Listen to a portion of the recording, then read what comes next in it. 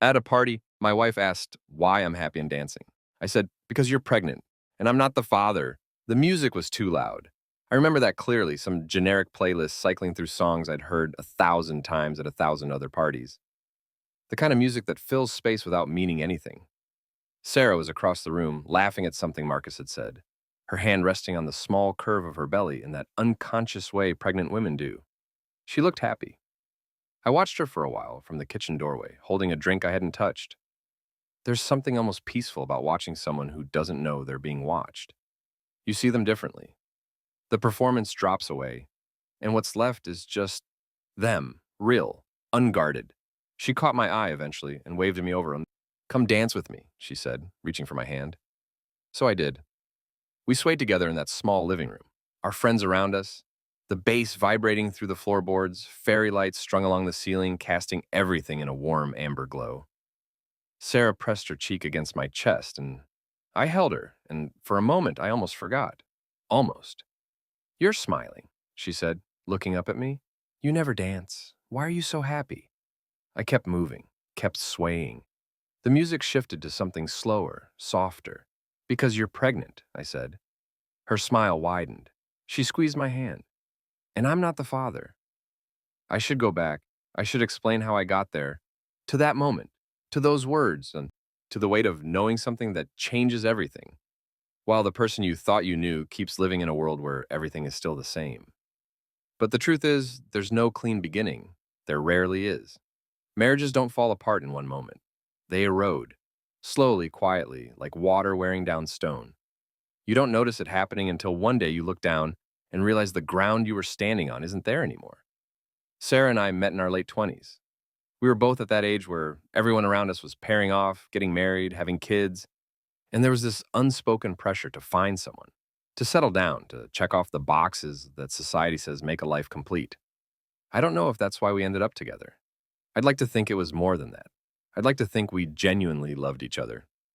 And maybe we did. Maybe that's the hardest part. She was a teacher, third grade. She had this way of lighting up when she talked about her students.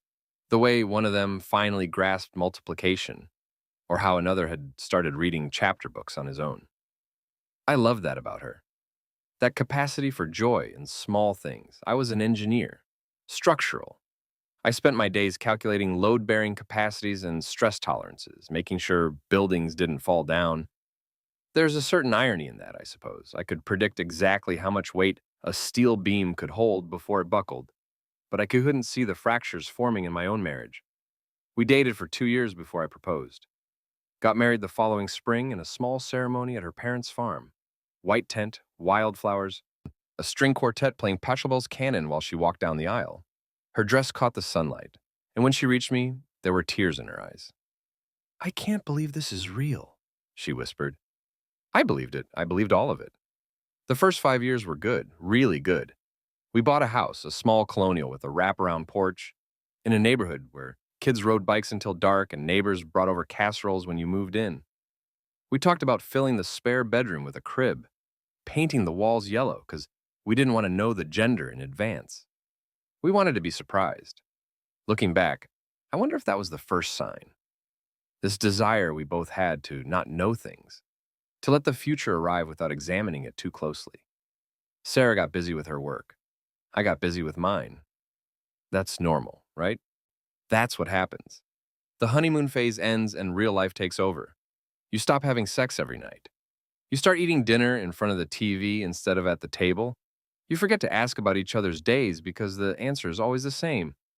Fine, busy, tired. I told myself it was temporary. Just a phase. Every marriage goes through rough patches. But rough patches have edges. They end.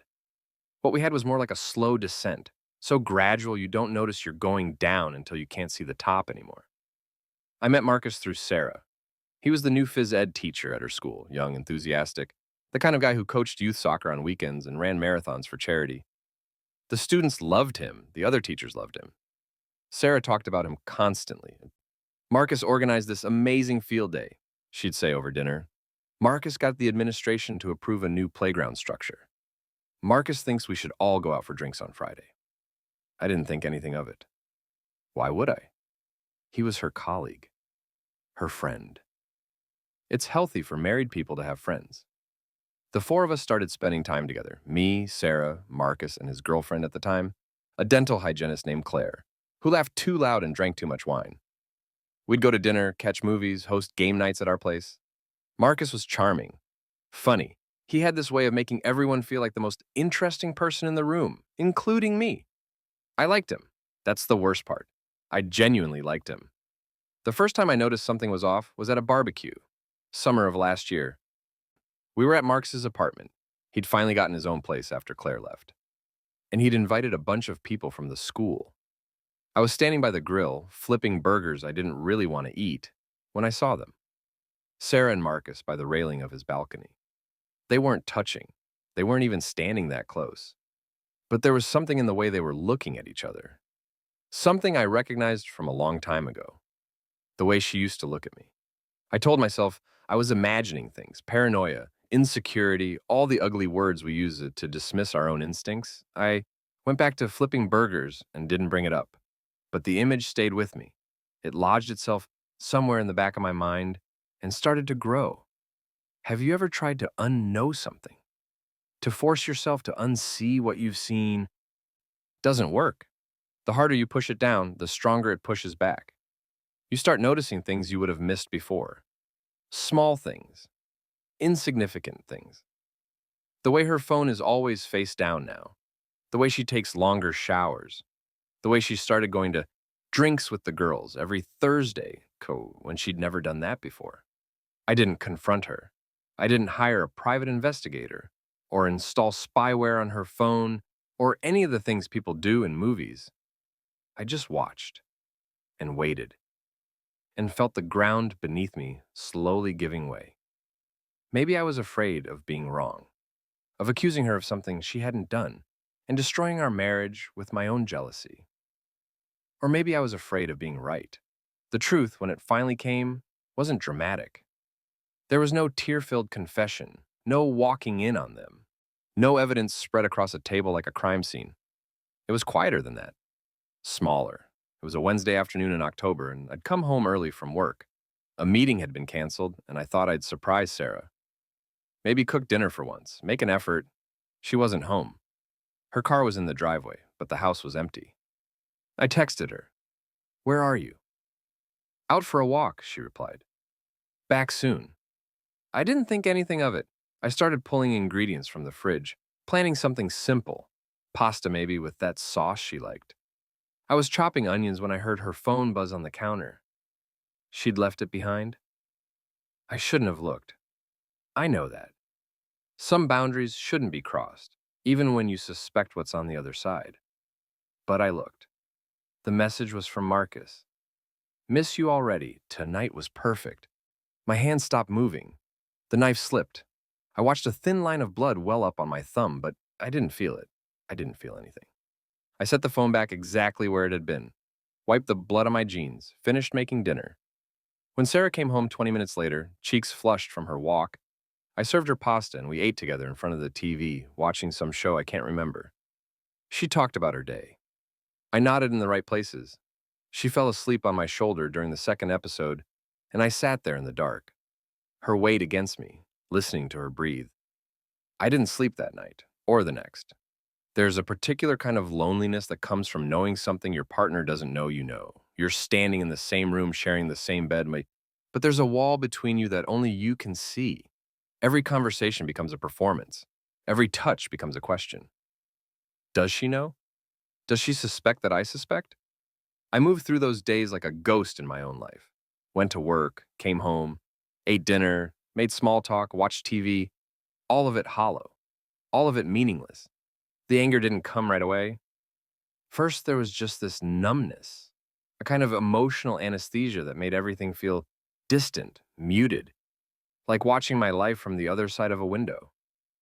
I went through the motions because I didn't know what else to do. Then, slowly, the feeling started to come back, and with it, the questions. How long has this been going on? Does she love him? Did she ever love me? What did I do wrong?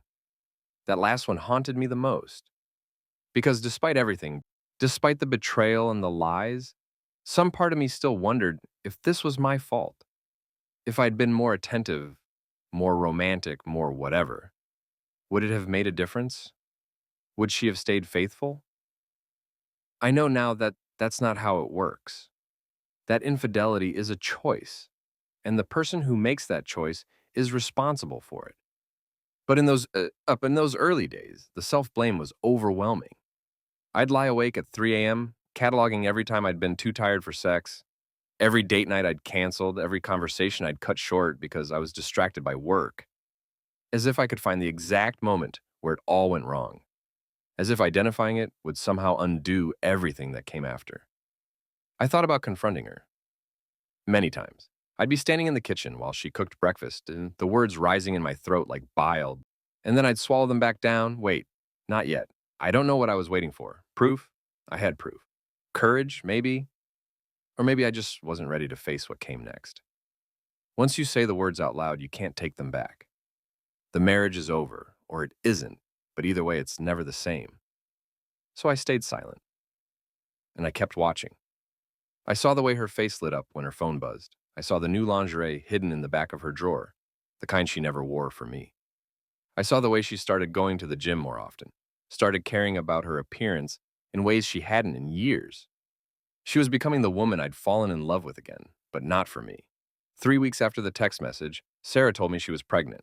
We were sitting at the kitchen table, the same table where we'd eaten hundreds of meals, had thousands of conversations, made plans for a future that was never going to exist. She had this look on her face, nervous, hopeful. I know we weren't trying, she said, but surprise? She held up the test, 2 pink lines. I stared at it for a long time, long enough that her smile started to falter, uncertainty creeping into her eyes. Aren't you happy? She asked. I thought about the timeline, when we'd last had sex, when she'd been out for walks. The math was simple. The math didn't lie. I'm happy, I said, and I smiled. You want to know something strange? In that moment, I was happy, a part of me anyway. Because suddenly I understood everything with a clarity that had been missing before. She wasn't just having an affair, she was building a life, a future, with him. And I was supposed to be the fool who raised another man's child without ever knowing the truth. The anger I'd been suppressing for weeks finally found its footing. Not the hot, explosive kind, that would have been easier in a way. This was something colder, harder. It settled into my bones like frost and stayed there. I started planning. I didn't want revenge. Not exactly. What I wanted was simpler than that. I wanted her to know that I knew. I wanted to see her face when she realized the game was over. I wanted to take back some small measure of the power she'd stolen from me. But I also wanted to be sure. Absolutely. Unequivocally sure. So I did something I'm not proud of. I went through her phone while she was sleeping, carefully, methodically, screenshotting everything and sending it to a burner email I'd created. Messages, photos, calendar entries, it was all there. Months of deception, cataloged in neat digital form. The endearments, the plans, the jokes about me, about how oblivious I was, how easy it was to fool me. That hurt more than the affair itself somehow. The contempt, the laughter. I was a punchline in my own marriage. I scheduled a paternity test for 3 months after the announcement. Non-invasive, prenatal. You can do them early now. Just a blood draw from the mother and a DNA sample from the alleged father. The results are 99.9% accurate. Getting my DNA was easy. Getting Marcus's was harder. I won't go into the details of how I did it. Let's just say that everyone leaves traces of themselves everywhere they go. And if you're patient enough, determined enough, you can collect what you need without anyone knowing. The results came back 6 days later. I was at work when the email arrived, sitting in my office, staring at a spreadsheet I hadn't touched in 20 minutes, refreshing my inbox every 30 seconds, like a nervous teenager waiting for college admissions. Probability of paternity, 0.0%. The alleged father is excluded as the biological father of this child. I read it 3 times. Then I closed my laptop, walked calmly to the men's room, locked myself in a stall, and didn't come out for an hour. There's a moment, I don't know if everyone experiences this or if it was just me, when you realize that the person you married doesn't exist. They never existed. What you had was a performance, a character she played so convincingly that you built your entire life around the fiction. The woman I proposed to. The woman I stood beside at the altar. The woman I held through nightmares and nursed through the flu and planned futures with. She was a story. A beautiful, elaborate lie. And now the story was ending, and I had to figure out what came next. I didn't confront her that night, or the night after, or the night after that. I had the proof. I had the power. And for the first time in months, I wasn't in a hurry. Let her think everything was fine. Let her make plans for a future that wasn't going to happen. Let Marcus believe he'd gotten away with it. I had time. During those weeks, I did things I should have done months ago. I met with a divorce attorney, discreetly during lunch breaks, paying in cash so there wouldn't be a paper trail. I learned about my rights, about asset division and spousal support, and how infidelity affected settlements in our state. I started moving money into accounts she didn't know about. Not to hide assets, everything would come out in discovery eventually, but to ensure I'd have resources when the time came. I also started documenting everything. Every lie she told me, every late meeting that lasted until midnight, every text from Marcus that I intercepted. Not for legal reasons. In a no-fault divorce state, infidelity doesn't matter much. But for my own sanity. I needed to see it all laid out. I needed to remind myself that I wasn't crazy, wasn't paranoid, wasn't making something out of nothing. The evidence was overwhelming. And still, some nights I'd lie beside her and wonder if I was wrong. If there was some explanation I was missing. If maybe, just maybe, I could forgive her and we could find a way back to each other. Those were the hardest nights. She started planning a baby shower. Of course she did. It was going to be at her sister's house in April. Pale green decorations because she'd decided to find out the gender early. A boy. She was having a boy. Marcus's boy. She showed me fabric swatches for the nursery, asked my opinion on strollers, discussed names. "What do you think about Oliver?" she asked one evening, her feet in my lap while we watched TV. "Or maybe Thomas? Something classic." "Thomas is nice," I said. "Thomas James," she mused, "after your grandfather." I didn't respond to that. I couldn't.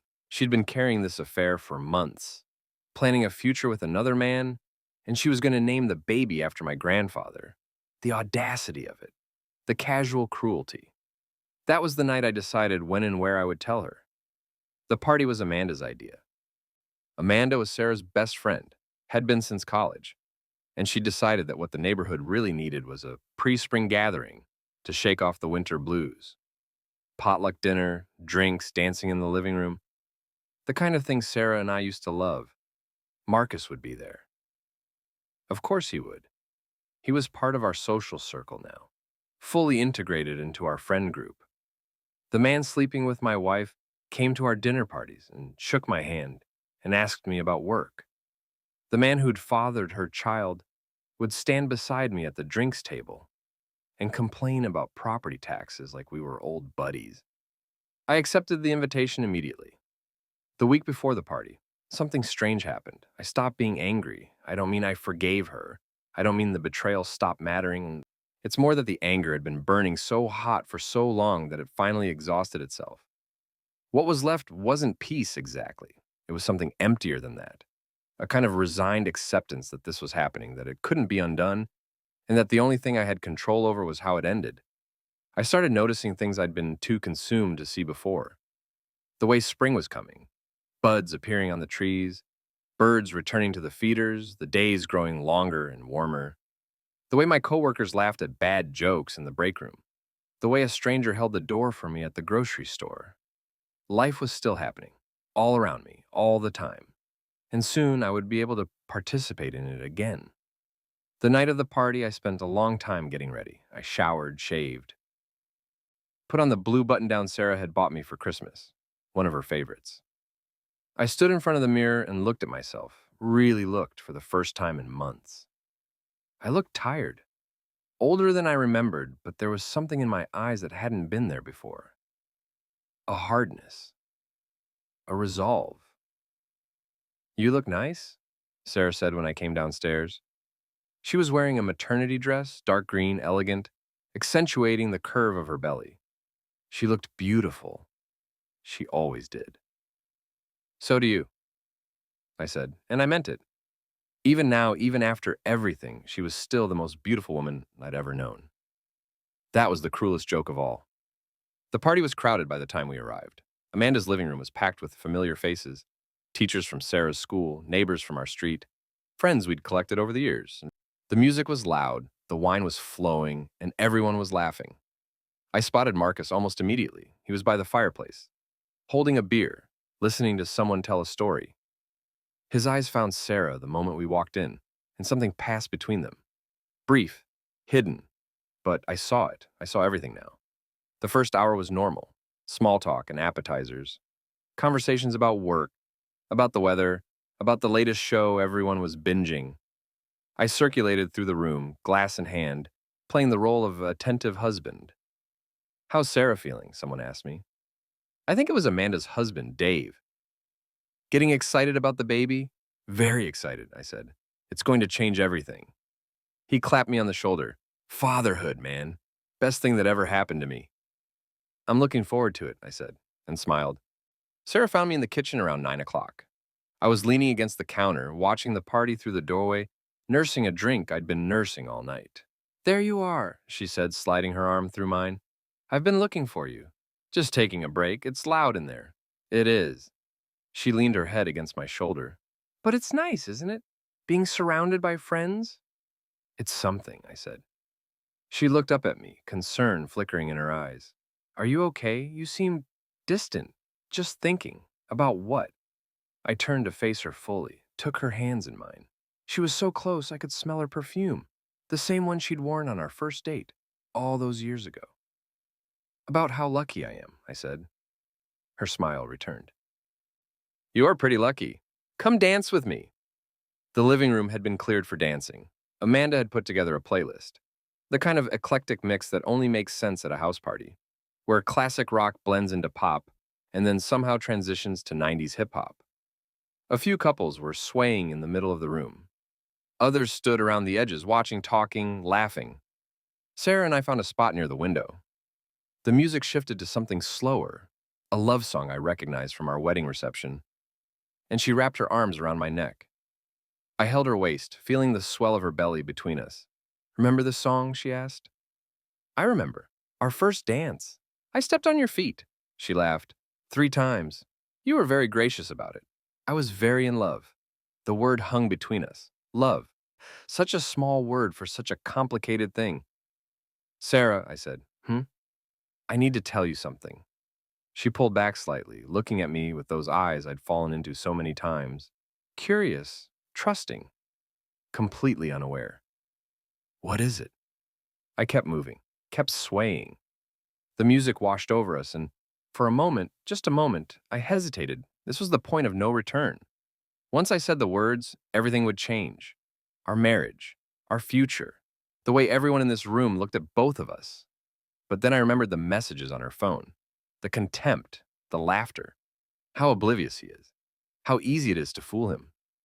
"You're smiling," she said. "You never dance. Why are you so happy?" I looked into her eyes. "Because you're pregnant," I said. Her face softened. Her hand moved to her belly. "And I'm not the father." The music kept playing. The world kept turning. But in that small circle of space where Sarah and I stood, everything stopped. Her expression didn't change right away. It took a moment for the words to register, for their meaning to penetrate the comfortable fiction she'd been living. I watched it happen in slow motion, the confusion, then the shock, then the dawning horror. "What?" she whispered. "I know," I said, simply, calmly. "I've known for a while." Her hands dropped from my shoulders. She took a step back, nearly colliding with another couple. "I don't— What are you talking about?" "Marcus," I said. "I know about Marcus." The name hit her like a physical blow. Her face went white, her mouth opened, but no sound came out. Around us, people were starting to notice. The music was still playing, but conversations were dying out. Eyes were turning toward us. "How?" she started. "Does it matter? I can explain." "No." I shook my head. "You can't. You really can't." The room was silent now. Someone had turned off the music, I don't know who. Everyone was staring at us, at this scene unfolding in the middle of what had been a pleasant evening. Sarah's eyes darted around the room, looking for what? An exit? A rescue? Her gaze landed on Marcus, who was standing frozen by the fireplace, spear still in hand, looking like he wanted the floor to open up and swallow him whole. "Sarah," he said. Just her name. Nothing else. But it was enough. It was an admission. "Oh my God," Amanda whispered. Her hand was pressed to her mouth. "Oh my God." I stepped back from Sarah. It was strange. I'd expected to feel something in this moment. Triumph, maybe, or satisfaction. The vindication of watching her carefully constructed world collapse, but I didn't feel any of that. I just felt tired. "I'm going to go," I said, to no one in particular, to everyone. "You all have a good night." I walked toward the door. The crowd parted to let me through. "Wait," Sarah called out. Her voice was shaking. "You can't just, we need to talk." I paused at the threshold, turned back to look at her. "Actually," I said, "I think I've done all the talking I need to do." And I left. The drive home was quiet. I took the long way, through the neighborhoods I used to walk through before my life became this particular kind of complicated. The streets were mostly empty, it was late, and cold, and everyone was inside living their lives. I thought about what would happen next, the rumors that were already spreading, the phone calls Sarah was probably making right now, trying to do damage control, the conversations I'd have to have with family, with friends, with lawyers, but I didn't think about those things for long. They would happen regardless of whether I thought about them. Right now, in this car, on this quiet street, I was just a man driving home after a party. That felt like enough. She didn't come home that night. I wasn't surprised. What was there to come home to? The wreckage of a marriage neither of us could rebuild, even if we wanted to. A house full of memories that were mostly lies. I slept better than I had in months. The next few weeks were a blur of logistics. Sarah stayed with Amanda at first, then moved in with her sister. We communicated mostly through our lawyers. Hers reached out to mine within days, and the negotiations began. I didn't ask for much. The house, which I was willing to buy out her share of, the car, my retirement accounts, beyond that I didn't care. She didn't fight me on anything. I think she was too ashamed. The divorce was finalized 6 months later, just before the baby was born. A boy, like she'd said. Thomas Marcus Walker. She gave him Marcus's last name, which told me everything I needed to know about their future plans. I didn't attend the birth. I didn't send a card. I wasn't the father, after all. It had nothing to do with me. People ask me sometimes if I regret how I handled it. The public confrontation, the humiliation. I think about that question more than I probably should. The truth is, I don't know. Some days I think I should have been bigger, better, should have confronted her privately, spared her the public shame, ended things with dignity and grace. That's what the best version of myself would have done. But I wasn't the best version of myself. I was a man who'd been betrayed, who'd watched his wife plan a future with another man while expecting me to be grateful for the lie. I was hurt and angry and tired of pretending. Does that excuse it? Probably not. But it explains it. And some days, that's the best I can do. I ran into Marcus once, about a year after the divorce. It was at the grocery store, of all places. I was in the cereal aisle, staring at boxes of oatmeal, when I saw him at the other end. He spotted me at the same moment. We stood there for a long second, neither of us moving. I wondered what he was thinking. If he was afraid of me. If he expected me to make a scene. I didn't. I just nodded. A small acknowledgement of his existence, nothing more. Then I turned and walked away. I don't know if he interpreted that as forgiveness or indifference. I don't know which it was myself. The house sold 8 months after the divorce. I couldn't stay there anymore. Too many ghosts in those rooms, too many memories embedded in the walls. I found an apartment downtown, small but clean, with a view of the river. I filled it with new furniture, new art, new everything. It wasn't about erasing the past. You can't do that. The past is written in ink, not pencil. But you can decide how much space it takes up in your present. I started small, made my bed every morning, cooked real meals instead of ordering takeout, went for walks in the evening, even when I didn't feel like it. Called my friends, the ones who'd stuck around anyway, and actually made plans. Slowly, piece by piece, I started building a life that was mine. Just mine. There's a photo somewhere, I don't know where it ended up, of Sarah and me on our honeymoon. We were in Greece, on a cliff overlooking the Aegean Sea. The sunset was turning everything gold, and we were kissing, and some stranger we'd asked to take the picture captured the exact moment when everything felt perfect.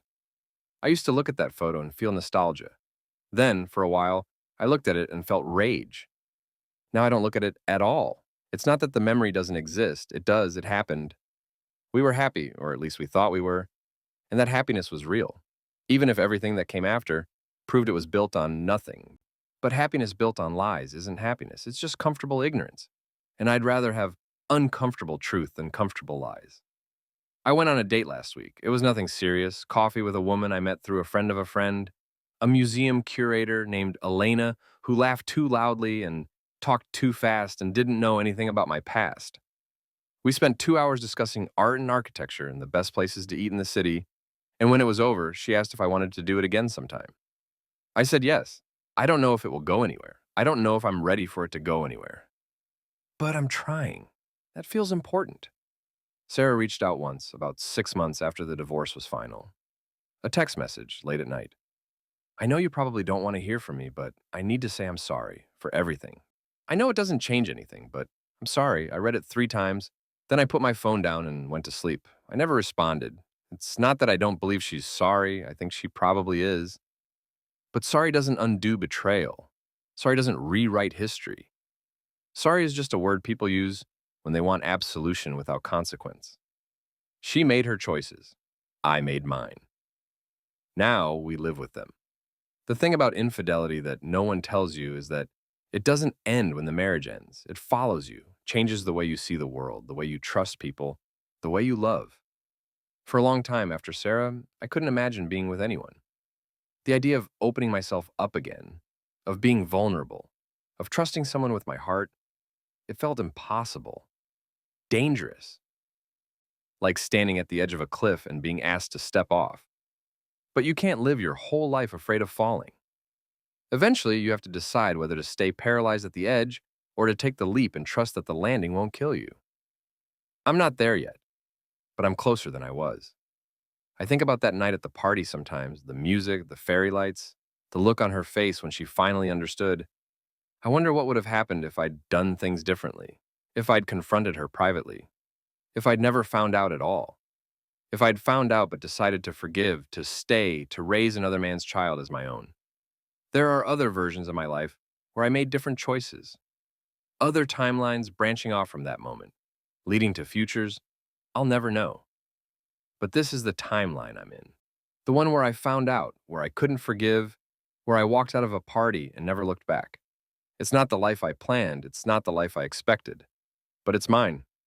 Last month, I visited my grandfather's grave, Thomas James Collins.